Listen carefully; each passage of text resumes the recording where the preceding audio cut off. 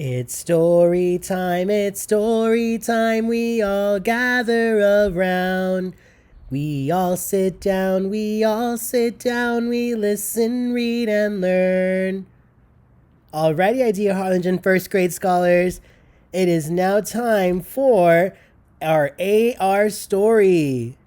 The title is called How Full Is Your Bucket?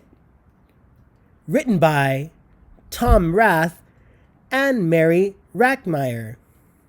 Illustrated by Maury J. Manning.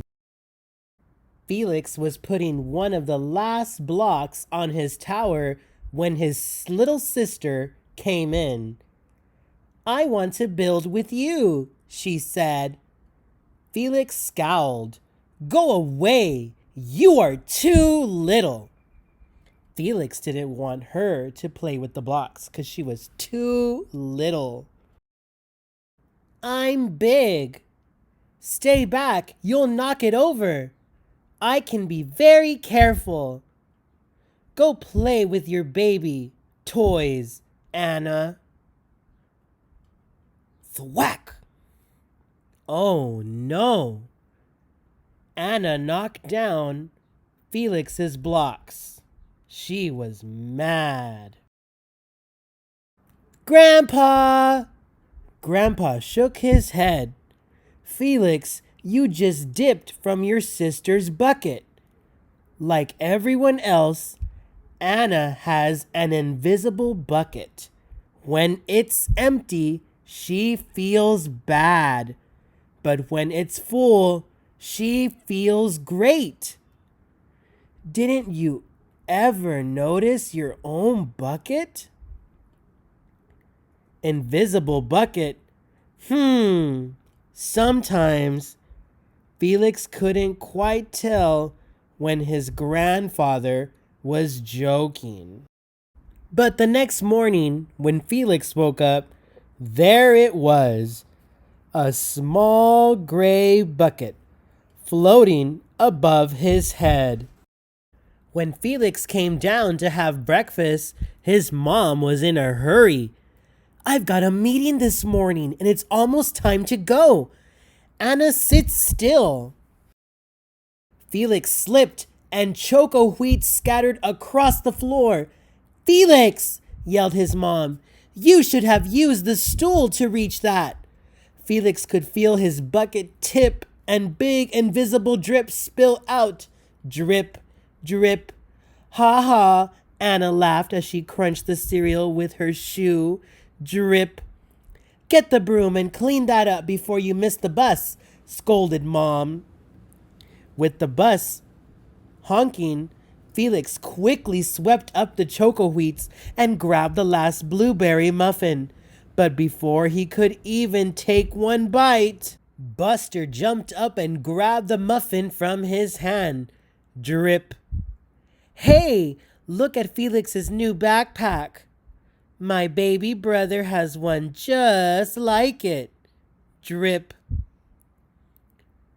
"Psst, Felix. Psst." Drip. "Watch out, shrimp." Drip. Poor Felix is having a terrible, terrible day. His bucket is almost empty.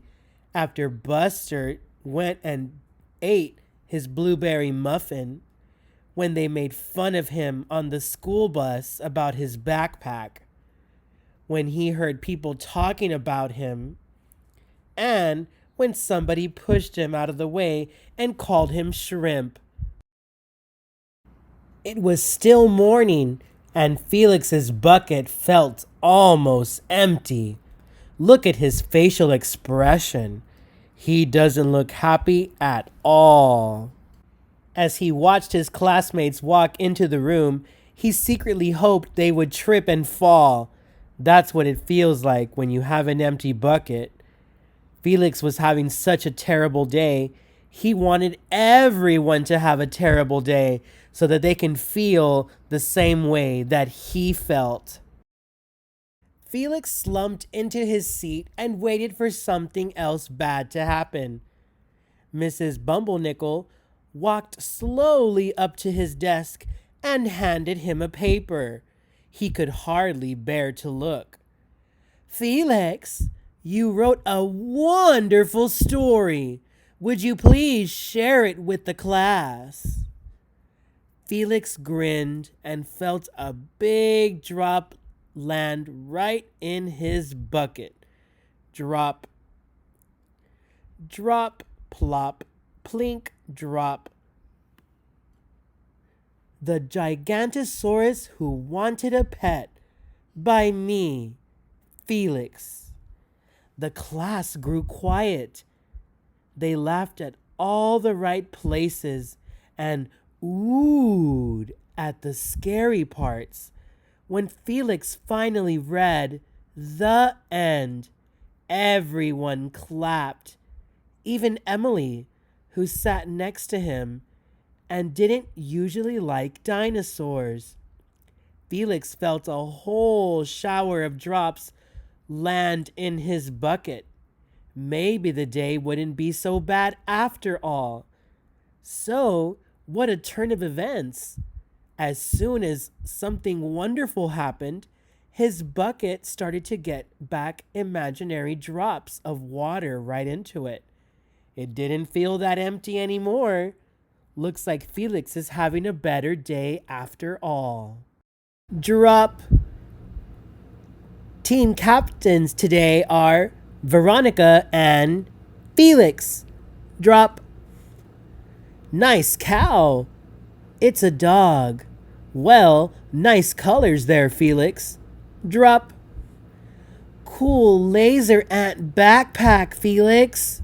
Drop.